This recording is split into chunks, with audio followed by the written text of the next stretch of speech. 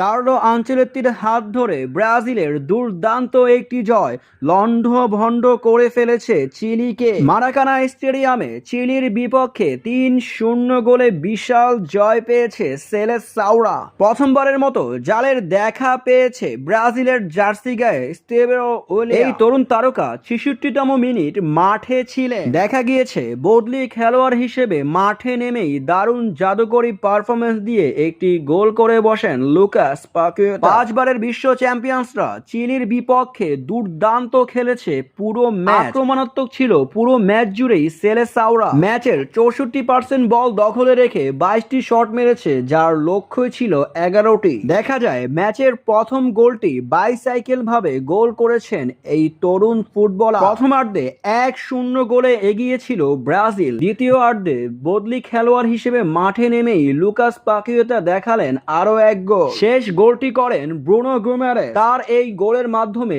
৩-০ গোলে বিশাল ব্যবধানে জয় পায় ব্রাজিল।